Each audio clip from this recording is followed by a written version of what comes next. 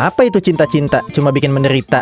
Kenalin nih, namanya Eita, anak SMA yang udah skeptis sama yang namanya percintaan. Soalnya dulu orang tua dia sama-sama selingkuh, terus ninggalin dia sendirian pas kelas 3 SMP. Jadi bikin dia menderita karena percintaan orang tuanya. Untungnya ada tantenya yang mau ngerawat dia, tapi karena kejadian orang tuanya itu, Eita jadi nggak mau berurusan sama percintaan lagi. Dan dia cuma fokus belajar biar bisa masuk jurusan kedokteran gratis, karena dia mau balas kebaikan tantenya dan nggak mau nyusahin tantenya lagi. Dia juga punya teman yang selalu sama dia dari kecil, namanya Ciwa. Selain belajar, ya kegiatan dia cuma main sama ngerawat si Ciwa, karena kadang-kadang kelakuannya kekanak-kanakan gitu. Si Ciwa juga bilang seharusnya Ita bisa populer di kalangan cewek-cewek. Si Ciwa sebenarnya pengen jadi cewek populer gitu yang disukain banyak cowok, tapi ya ngelihat kelakuannya yang kayak gitu, si Ita bilang nggak mungkin karena jauh banget kalau dibandingin sama cewek paling populer di sekolah mereka, yang namanya Mas Suzu. Nih cewek hampir setiap hari ditembak sama cowok, tapi semuanya ditolakin. Mas Suzu ini sekelas sama Ita, duduk juga sampingan, tapi Ita kayak nggak peduli gitu meski di sampingnya ada primadona sekolah. Ngelihat sifat Ita, ternyata si Mas Suzu jadi tertarik gitu. Baru kali ini soalnya dia ketemu cowok yang cuek sama dia. Sering kali si Mas Suzu ngeliatin Ita karena penasaran. Si Ita sih sadar nih cewek kenapa dah. Ternyata pas dia pulang sekolah, Mas Suzu tiba-tiba ngajak Ita pulang bareng. Kaget kan tuh, Ita udah curiga. Maksudnya apa nih tiba-tiba ngajak gua? Ada tujuan apa lu ngomong begini gitu?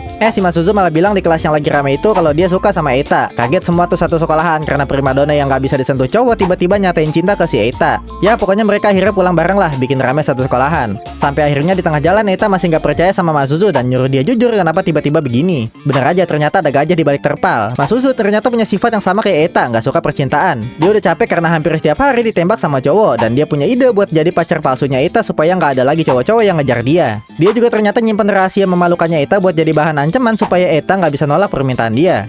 Judul animenya Ore no Kanojo to Osana Nanjimi ga Suraba Sugiro dengan genre komedi, romance, harem, dan school.